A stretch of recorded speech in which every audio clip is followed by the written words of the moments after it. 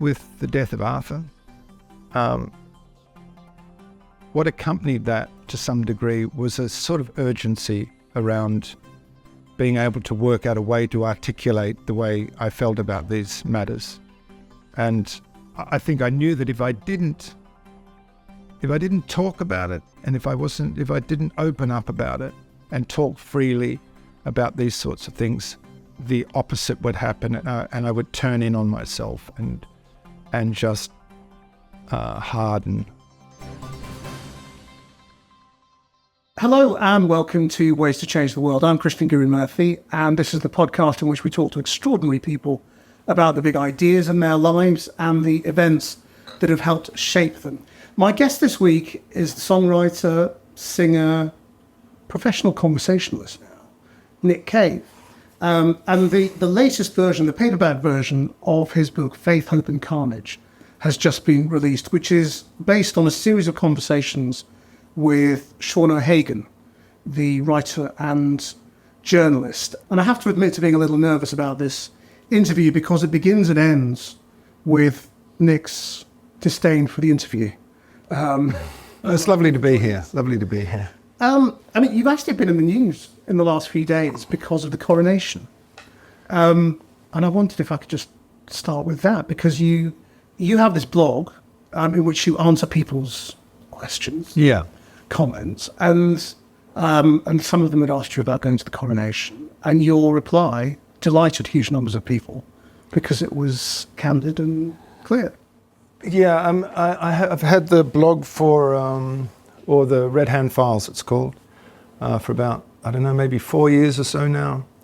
And mostly it's done in good faith. I get a lot of people writing in and asking questions on all sorts of different things beyond music, I would say. So that's around grief. There's a certain agony aunt aspect to it. But occasionally something happens which causes the sort of ire of people. And the coronation was one, that there was a certain amount of people that were writing and saying, why are you going to the coronation? And I got a lot of, amongst all the shrill horror of me going to the coronation by a lot of people who wrote back into the Red Hand Files, embedded within that, there was some quite level-headed reasons why going to the coronation was a support for the monarchy itself, which I tried to make clear I didn't feel it to be such. I mean, half the Australian delegation ended up being Republicans, didn't they? And I spoke well, to exactly. Including our Prime Minister. Yes. And I don't have an opinion either way on that sort of thing. Particularly, it's not really been something that I've thought much about. I went along to the coronation entirely out of curiosity and found the whole thing to be acutely interesting, to say the least, I would say. What interested you? Well, I mean, because I thought I would feel things when I went to the coronation, but I didn't know that I would feel them in such an extreme way, and they were conflicted feelings, and sometimes I felt extremely bored. Other times, completely awestruck by the event, like extremely moved by the music. Zadok the priest was, something from outer space. Kind of amused by what was going on, angered by what was going on. So there was. It brought up a lot of different sorts of things, and a kind of weird, ironic thing happened is because I sat down on my own. I found a place up against the wall and I could just sit on my own and I wasn't sort of in the crush of people. And two people sat down next to me. On one side sat down a young, partly Indigenous painter from Australia who lived in London, but was unbelievably conflicted about going to this event, with all things considered, and rightly so. On the other side of me was a staunch monarchist, Tory MP for York, I think, who was a funeral director and a tuba player. And he had one ear telling me everything that was going on in enormous and enthusiastic detail. And on the other side, a deeply conflicted person who was, I felt, brave enough to go along and be part of the Australian delegation. So it was a strange and weirdly moving event in many different ways. You had said in your reply how moved you had been by the Queen's funeral. I was.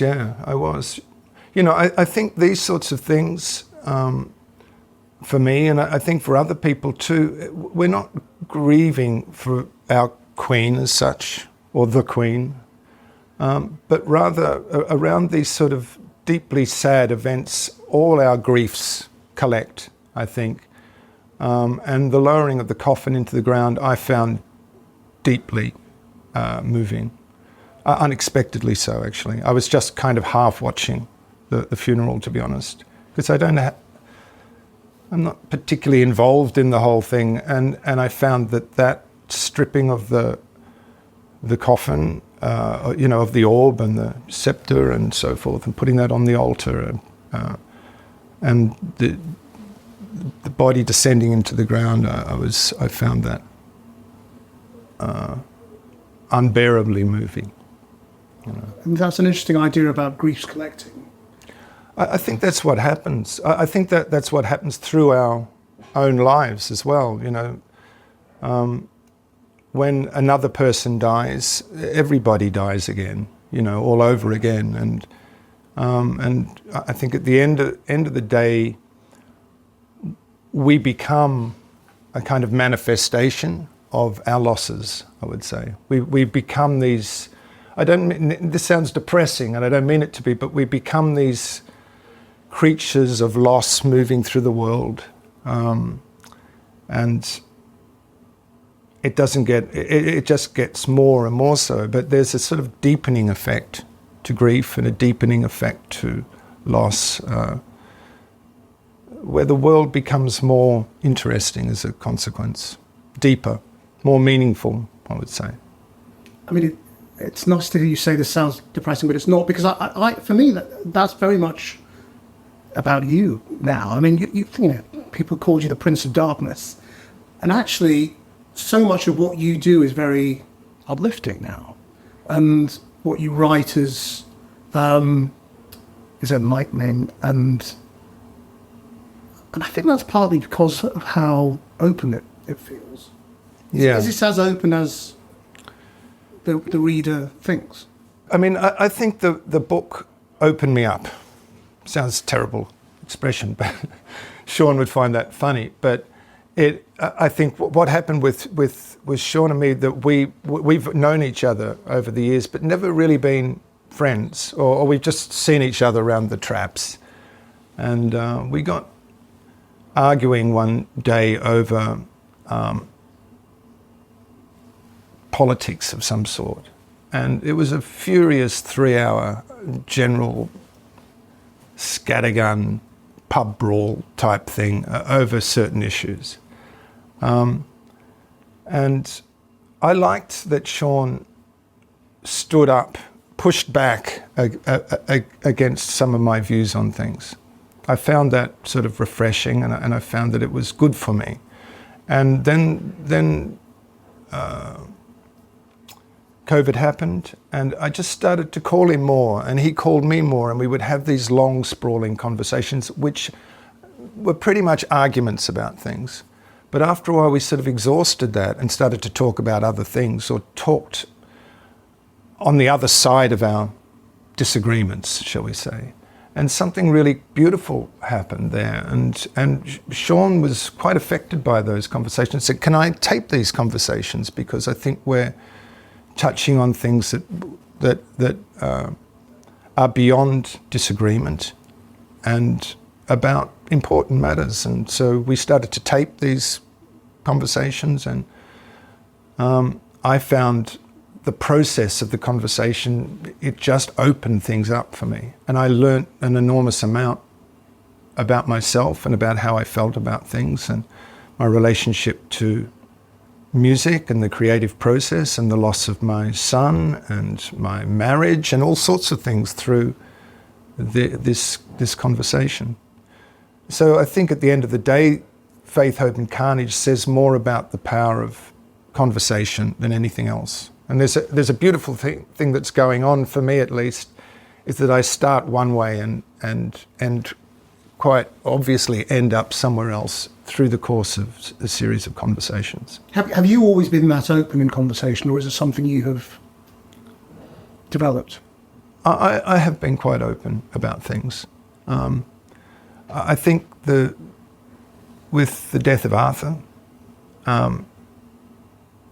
what accompanied that to some degree was a sort of urgency around being able to work out a way to articulate the way I felt about these matters.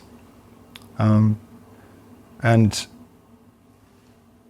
I think I knew that if I didn't talk about it, and if I didn't open up about it and talk freely about these sorts of things, the opposite would happen, and I would turn in on myself and just harden around the absence of my child. And it really worked, I think, for me. It really worked. It's part of... I mean, you never really understand what happened or what happens, and you don't... But learning how to talk about it, for me at least, had a significant impact on moving me forward and out of the darkness. So, I mean, did you in a way then do this for you? Or did you do it for other people?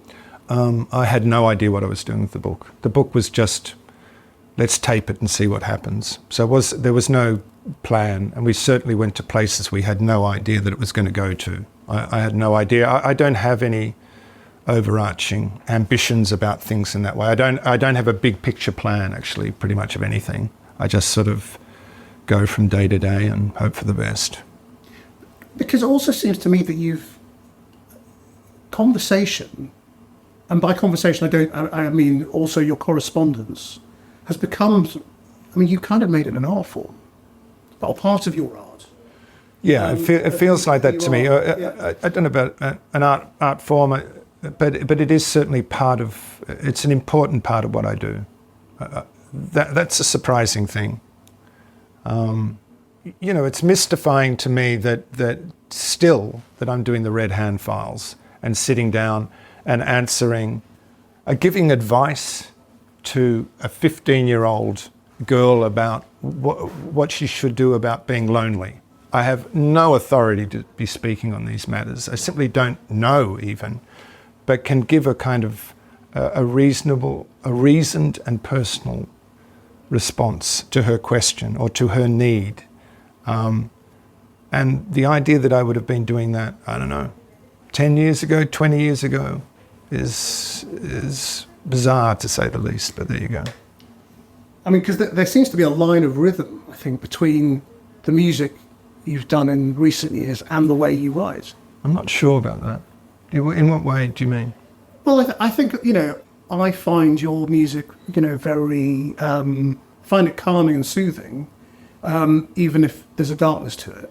And I think that's the same with your writing. Your writing is soothing. Yes, it's soothing unless you're writing something about the coronation. It depends. I think what gets written on the Red Hand Files is interesting because it's often pushing against things, and it's often, I think, I don't disguise the fact that I'm an old guy writing about things, and come from a kind of different generation that had different ideas about things than say the current generation.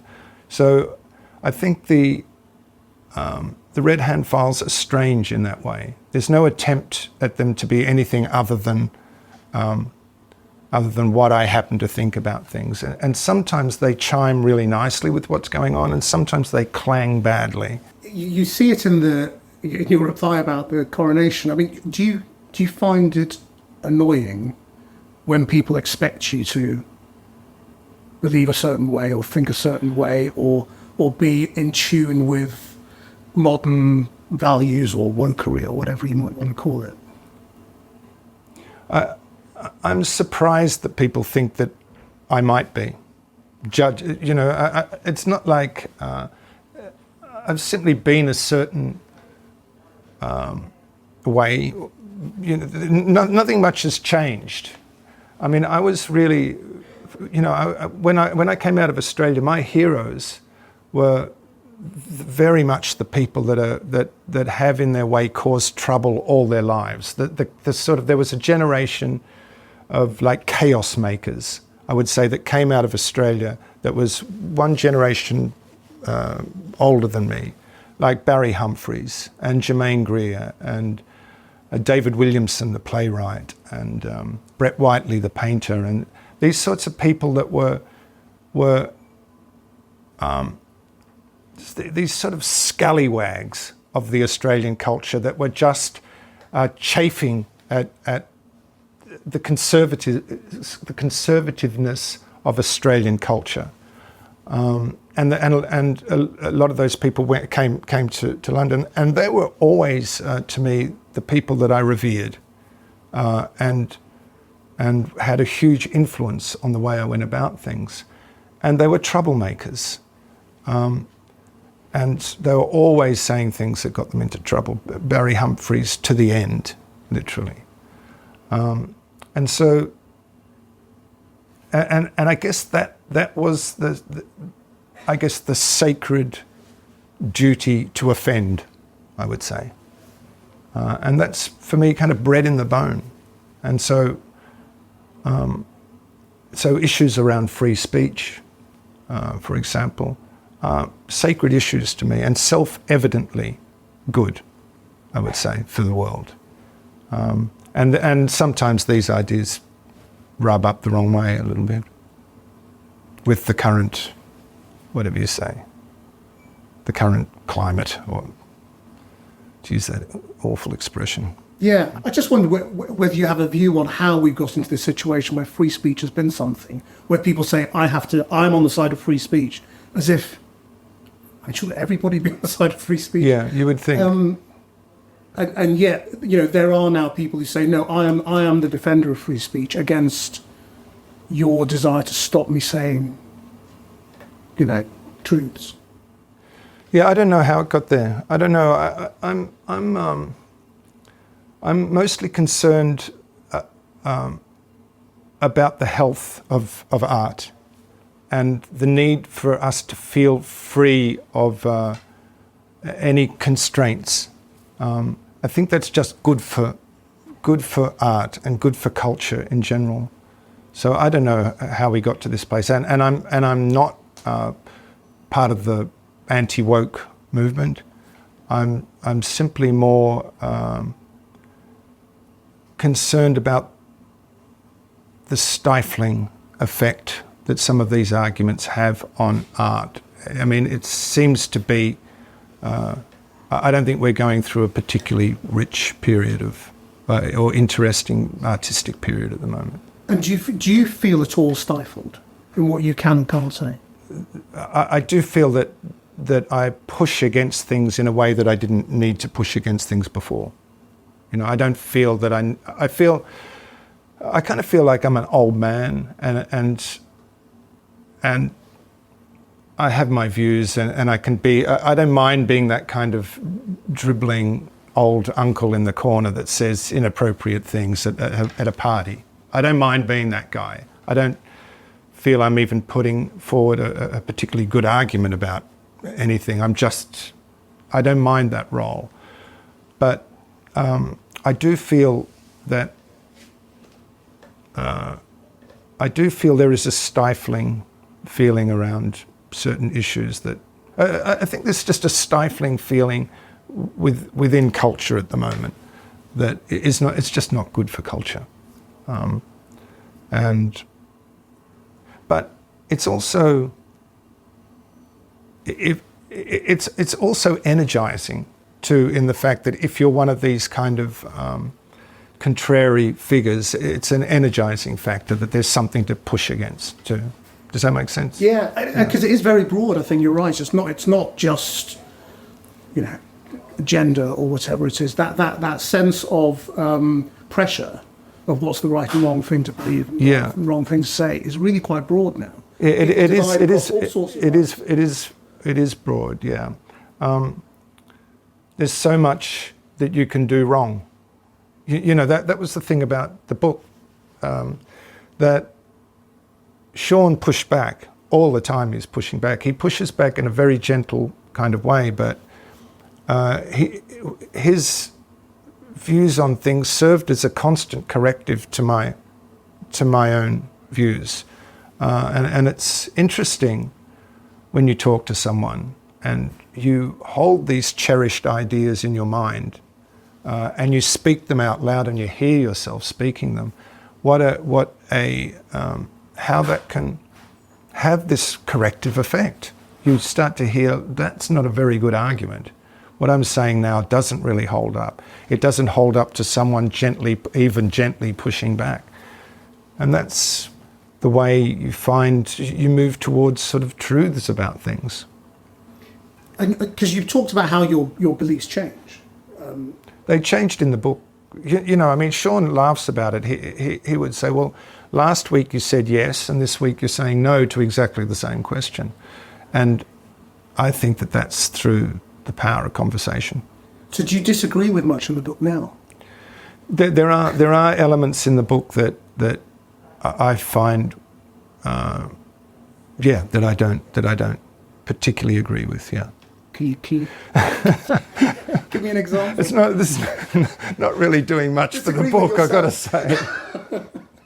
Trying to sell the book, not. Well, it's a process, isn't it? Well, I think that there is something. There's a chapter actually called "The Utility of Religion," and it tries to defend religion by the fact that it's good for you, right? That you go to church and there's a community, and I don't think that's really the right premise to be. I felt that it's a defensive kind of argument, and slightly condescending to the idea of religion in general. And I think that religion is something that's a deeply strange thing to be involved in. It's a mystical thing. It's not a rational thing. And it is more to do with worship and things like this, rather than trying to think up rational ways why it's okay to have religious inclinations. And that's because that's because I'm talking to a deeply skeptical person about these sorts of things. What do you get from Christianity now? Because it's not just religion, is it? It's Christianity. It's Christianity in the sense that it's I see that as my religion. I see Christianity in the sense that when I walk into a church, I mean, I don't call myself a Christian, by the way. You don't? I don't call myself a Christian because just to say, because this is, people keep calling me this all the time, and I just don't like it because I don't, even though I may behave like one, I find that we're dealing with other people's preconceptions of what that word means, and it's a highly complex word for me, full of all sorts of doubts, and so I'm not a card-carrying Christian, shall we say. But I think at the same time, the Anglican religion or the Christian religion is my religion, in the sense that I grew up in the church. I was a choir boy. It has a sort of nostalgic feel. I feel something on an emotional level when I step into a church that I don't feel in the same way as when I step into, I don't know, a Hindu temple or something like that. I find these places extremely interesting, but there's an emotional, a deep emotional attachment to religion and the figure of Christ for me. There always has been. And there's something about that I find endlessly fascinating, and I relate to deeply. This broken, suffering figure that's at the center of the Christian religion. It's strange. It's bizarre, and quite beautiful. Is it the idea of sort of excluding others that you don't like about saying I'm a Christian, or that sort of idea of there's one God and it's Jesus Christ and we're right and all that? Yeah, I don't. As soon as people start talking, I mean, one of the reasons why I don't like calling myself a Christian is when someone says, "Hey, I'm a Christian," I get that same response that you get a little bit of a because religion itself is connected to sort of dogma and the one true God and all of this sort of stuff, and this stuff I'm have deep problems with this. The whole concept of certitude and my religion, if that's what it is just riddled with doubt and skepticism. However, when I do go to church, there is something that happens within that amount of time where I find the sort of fragmented ideas that I have, spiritual ideas that are just floating around the place, they are sort of drawn together in some kind of way, and I find that I get something from that. Do you feel more certain? I feel safer in my in a lot of weird beliefs that I might have. So certain, I don't. When I go to church, I go to church as a skeptic. I would say I step into church every time. Yeah, I think I step into church with huge misgivings about the whole thing, and a slight discomfort and embarrassment to some degree, but leave there feeling quite different. And that's why you keep going back, yeah. I presume.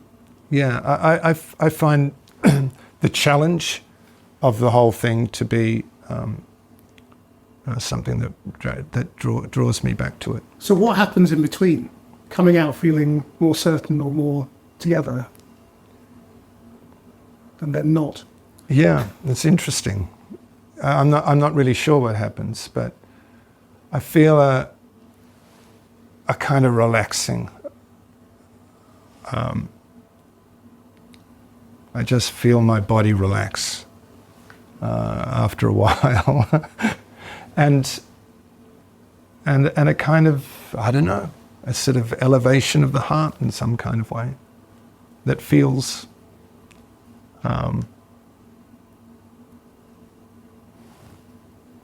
right in some kind of way. Do you get that elation from writing music, from songs? No. So that's just work, isn't it? Well, it's not dissimilar, right? The process of writing is not dissimilar, but it's much harder. To write a song is much harder than to go to church. To write a song takes months. You know, but it's not dissimilar in the sense that there's something about sitting down at the table and applying myself in a practical way, where I allow whatever, let's say, angels of creativity to flourish happens, but it happens at a desk. It doesn't happen as I walk through the park or look at a sunset or anything. I don't have creative thoughts in that way. My creativity is at a desk from 9 o'clock till from 9 o'clock in the morning till like 5:30 in the afternoon. That's when I write. Okay, so I'm not that kind of person that's in a constant inspired state, and most of that sitting at the desk is a sort of form of agony. This is when I'm writing songs. I'm not at the desk all the time. This is when I'm writing songs.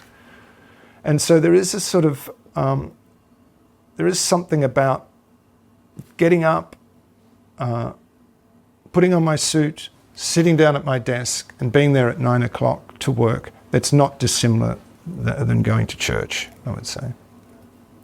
Does it really take months to write a song? Yeah. Well, to keep working on a song, then I'm working on a whole lot of songs at the same time. But I'm writing my new record, and that I started that on the 1st of January.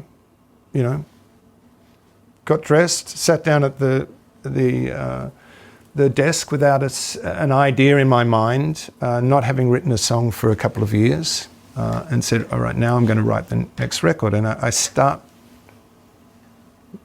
working away at it, and little things come, and the songs just slowly kind of start to form. It's a beautiful thing, but it's sporadic, and when they come, it's lovely. And can you now time it so that they all end at the same time? Well, they start to feed off each other, and I start to take lines from this song and put them into this song, and I mean, beautiful things happen. You write one line which feels okay, but kind of just a useless set of words in it that sort of exist in a line. But then you look at another line on another page that's written randomly too, and you take that line and put it next to that other line, and then suddenly this thing starts to happen, this sort of dance between the two lines, and you just start to get this feeling that something's going on there. You don't know what it is, you don't even know what it means, but something is going on between these words, a kind of conversation, shall we say. And that's when things start to get exciting. And then they kind of suggest another line, these two lines that are sitting there, and slowly a little song starts to form, and they start to sort of cross-pollinate outwards to form other songs. And so what you get in the end, hopefully, is a family of songs that are all been conversing with each other, that sound like they fit together. And I think that's what my records do. If you listen to any of my records, really, they have their preoccupations, and all the songs seem to share the same preoccupations. You have a piece of work called Seven Psalms, and I just wondered whether you were aware that Paul Simon is about to release a record called Seven Psalms. Yeah, that's right. Yeah, he actually sent me his Seven Psalms to ask my. I think he was sending it out to other artists to ask what we thought of it before he released it. I think he was, I don't know, I just got his record and was asked, and I sent him a letter back,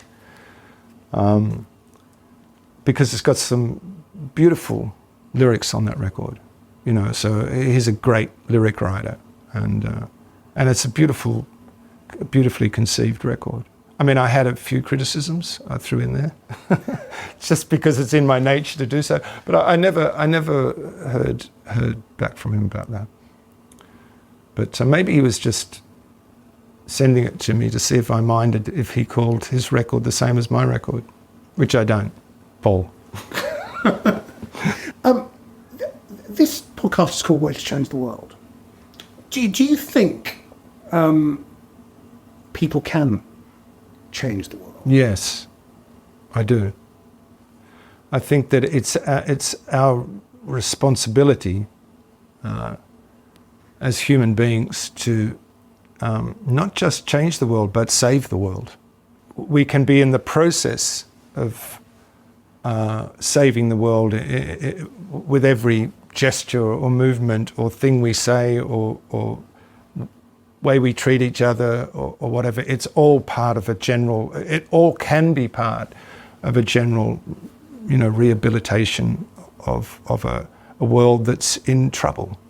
And that is, there's people who are doing mighty things, and there's ordinary people too that can be a part of that project, which I think revolves around the idea of basic kindness, without getting too woo-woo about the whole thing. I think you can walk out the door and treat your neighbour with respect, or walk into a shop and be courteous to the person behind the counter, and these sorts of things I think are work toward rehabilitating the world. And do you consciously try to do that yourself? I think you become practiced at it, to be honest.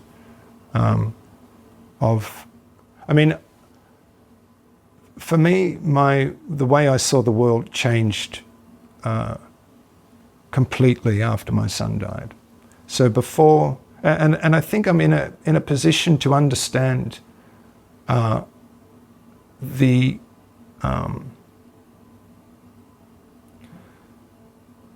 sort of almost, I'm in a position to understand contempt for the world, because I think I was like, as a young person, I was like that. My default setting in regard to what the world was like, it was like this and all of that sort of stuff, and it was holding the world and everyone in it in kind of contempt. The powers that be and all of this sort of stuff.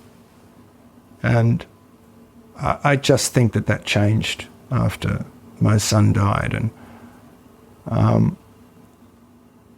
that I started to see the world in a different way, and that was the extraordinary beauty of the world and the extraordinary beauty of human beings. And so I think if I'm trying to do anything, it's really to push back against this idea that the world is a dreadful place. It's funny because in the Red Hand Files I get a lot. It's like a little sort of thermometer of the way the world is, and I get all sorts of letters, but I do get a kind of steady flow of disaffected people that just can't find anything about this world that isn't just grotesque in some way, or evil, or corrupt, and part of my way of helping the world is to try and show that terrible things can happen, but it is possible to see the world for its systemic beauty, and that if we're going to save the world, we need to love the world first. It's no point trying to save a world that you hold in contempt. And do you think people are inherently good, or do you think there are more good people than bad people? I personally think that people are good. It's a tough argument sometimes, but I just think, in my experience, I find that love animates the world and not its opposite. Because I saw one interview where you said you were pretty happy now as a person. Yeah. And the way it comes and goes. I mean, happiness is a weird thing. Happiness is not permanent. It never feels like a permanent state of affairs. It feels like a kind of ebbing and flowing thing, and sometimes you find, hey, you're happy and you're having a really good time, and it's nice to be sitting here and talking to you, and life is okay, And other times, very quickly, that can change into something else. So I don't have a level sort of temperament. I'm tossed around quite a lot, I'd say. Are you able to explain how because what you've explained after the death of Arthur is seeing the beauty of the world. Yeah. And finding yourself in a position now where you are perhaps happier now than you were years ago. Yeah, this word happy is a difficult word. I would say that I find the world more interesting. I'm more engaged. I find more meaning in the world. And these things can amount to a form of happiness. I find more joy in the world. For me, that feeling, that sudden feeling of joy about some small thing, is that sudden, unexpected, surprising feeling of joy that you can feel is something that comes out of a feeling, it comes out of your suffering, I would say. And even though I would call myself as a happy person, I'm also a suffering person, like everybody else. And joy is a different thing than happiness too. Joy is these sort of sprites that sort of leap out of that, that it sort of jump suddenly out of this our sort of suffering position.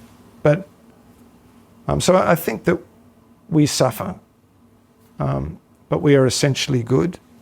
That we create all sorts of ways of dealing with our suffering, and some of them amount to a kind of evil in the end. But I think it's important for us to be able to see that the world can be good. And if you could change the world in any way, how would you change it? I was supposed to think about that. I was told to think about that. I think it really goes back to what we're saying, that there's all sorts of injustices going on in the world, and I think we need to move towards trying to fix that stuff up. In regard to the environment, the sort of distribution of wealth, the fact that we could be on the brink of nuclear war, all of these apocalyptic things that are going on. But I think that there is also a corrosive pessimism that goes on in the world that is really very much pushed by social media and by the media itself, where we are losing faith in ourselves. We're losing faith in the world and what we're able to do about it. Where there's a kind of pessimism at work and a general kind of demoralizing factor amongst us as human beings. And that worries me more than anything. So I don't know how to change that, but I don't think that the media or social media is helping in any way. Nick Cave, thank you very much indeed. I'll take my admonishment at the end.